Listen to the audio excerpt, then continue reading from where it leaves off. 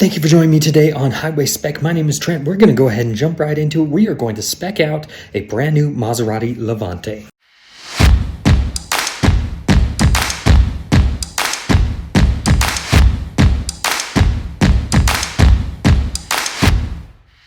Now, Maserati has some new models out, including their small SUV. I'm not even going to attempt to pronounce the name and get it wrong. They've got a new Gran Turismo. We've spec'd out the MC20 before, but the Levante has been around for a little while. I think that it's proven itself in that it has some staying power. I'm surprised at how well it has sold, even though it hasn't sold very well compared to its competition. I'm still surprised.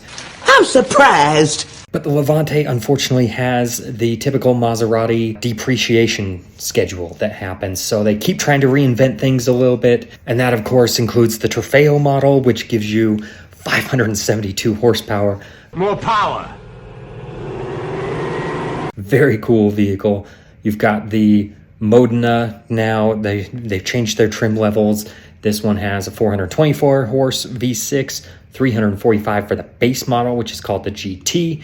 And then this, I think, is the sweet spot. It is the Modena S. It gives you the twin turbocharged V8 that is derived from Ferraris, Maseratis. 523 horsepower, so not quite 570 horsepower, but still gives you the V8 sound without the Trofeo price. And even though it is still pretty expensive, starting at $127,600, if I was to build a Maserati Levante, this is the one I would do. So there you go. You're saving $40,000 by going with the Modena S.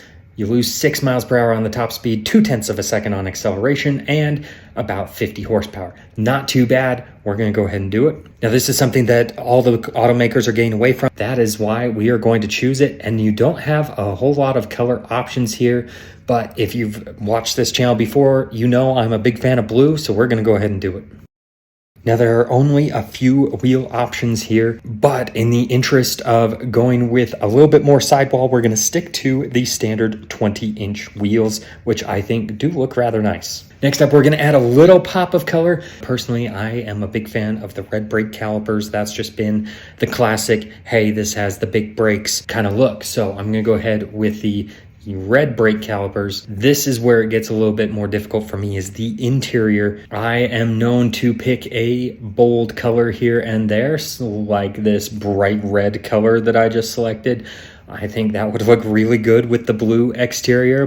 Are you serious right now? But knowing that I have to probably resale this at some point in time, this terracotta actually looks really nice as well. Then, of course, you've got the classic Ferrari Cuyo. I'm saying that wrong. That's not right. That is the classic Ferrari tan, and I think the blue on the tan just looks fantastic, so I think that's what we're gonna go with. I'm not gonna select the upgraded leather. I think the standard leather that will come with it is just fine. Now, standard, it comes with the piano black trim, and if you've spent any time in a piano black trim vehicle, it is a lot of work to keep clean. It shows lots of scratches. So I'm gonna go with the carbon fiber trim, not because I want it to be super sporty, but because I think it's going to look better long term. Now, next up, we have the comfort and convenience package. Gives you the heated rear seats, heated windshield washer nozzles, soft closed doors, which I have praised before, and the power foot pedals, which are kind of nice. $975, really reasonable. We are going to add the 4-zone climate control, which is really nice for me having kids. Then you also have the Bowers & Wilkins surround sound for only $2,500. Now, in doing that, apparently we do have to add the fine grain perforated leather interior.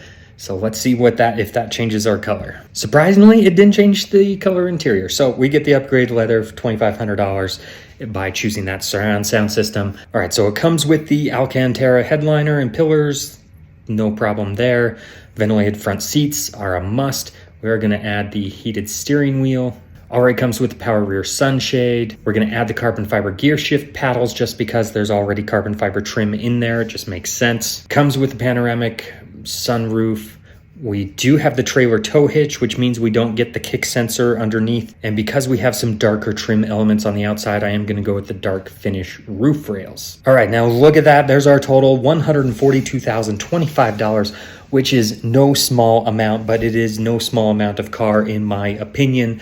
It gives you that 4-liter V8, which is going away. That is priceless. I think that is worth keeping around as long as possible. There it is. You've got the blue exterior, the standard 20-inch wheels. You've got the red brake calipers on the outside. We did do the darker finish roof rails, which I would probably black out some of this trim or gray it out similar to the wheel color there. And then you've got the interior, which I love. You've got that classic Ferrari tan color interior. Definitely a fan of that. We went with the carbon fiber trim and the carbon fiber shift paddles, and I think that is going to be a wonderful place to be. What do you think of the spec? What do you think of the Maserati Levante in the first place? Make sure to drop a comment below, and I will catch you on the next one.